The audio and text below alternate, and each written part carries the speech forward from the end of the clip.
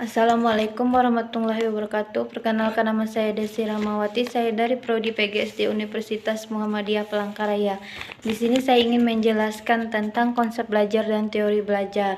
Belajar merupakan tindakan atau perilaku siswa yang kompleks. Siswa adalah penentu terjadinya atau tidak terjadinya proses pembelajaran.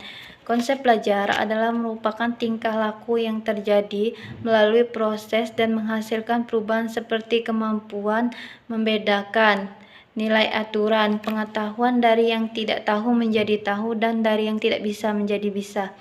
Teori belajar adalah selalu dihubungkan dengan stimulus respon dan teori-teori tingkah laku yang menjelaskan respon dengan stimulus yang didapat. Konsep belajar dan teori belajar yang pertama adalah hakikat belajar. Hakikat belajar menurut Slameto, belajar adalah suatu proses usaha yang dilakukan seseorang untuk memperoleh suatu perubahan tingkah laku yang baru secara keseluruhan, sebagai hasil pengalamannya sendiri dalam interaksi dengan lingkungannya. Yang kedua adalah konsep dasar belajar. Menurut Winkel, belajar adalah semua aktivitas mental atau psikis yang berlangsung dalam interaksi aktif dalam lingkungan yang menghasilkan perubahan-perubahan dalam pengelolaan pemahaman. Yang ketiga ada teori mengenai belajar. Teori mengenai belajar ada 4. Yang pertama ada teori belajar kognitif.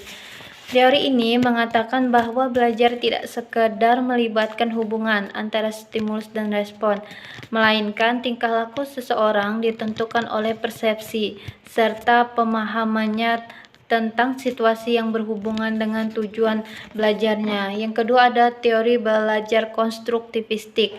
Didefinisikan sebagai pembelajaran yang bersifat generatif, yaitu tindakan mencipta sesuatu makna dari apa yang dipelajari. Yang ketiga ada teori belajar behavioristik, adalah suatu teori yang dianut oleh Gage dan Berliner tentang perubahan tingkah laku sebagai hasil dari pengalaman.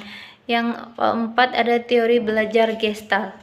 Belajar adalah berkenaan dengan keseluruhan individu dan timbul dari interaksi yang matang dengan lingkungannya.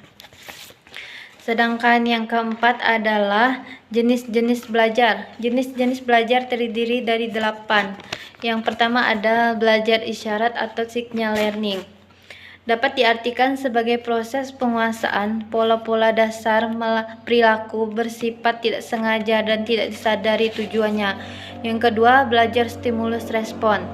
Stimulus adalah apa saja yang diberikan oleh guru kepada peserta didik, sedangkan respon adalah berupa reaksi atau tanggapan peserta didik terhadap stimulus yang diberikan oleh guru. Yang ketiga, belajar rangkaian. Proses yang di dalamnya terdapat kegiatan interaksi antara guru dan siswa dan komunikasi timbal balik yang berlangsung dalam situasi edukatif untuk mencapai tujuan belajar. Yang keempat ada belajar asosiasi verbal.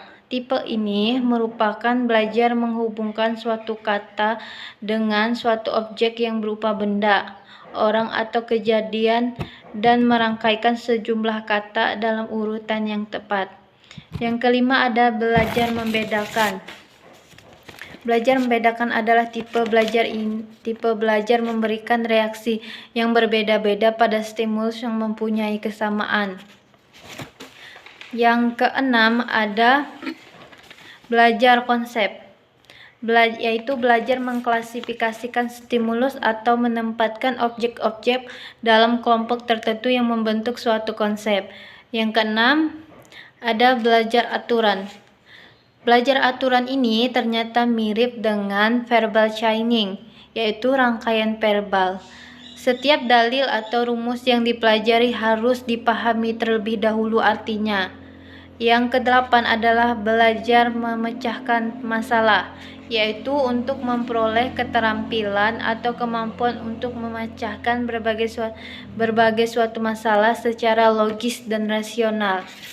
Yang kelima ada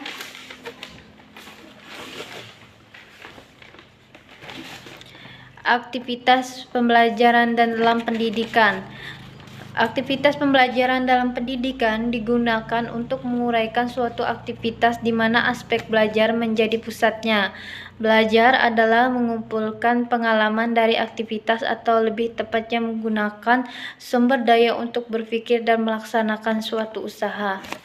Sekian penjelasan dari saya. Assalamualaikum warahmatullahi wabarakatuh.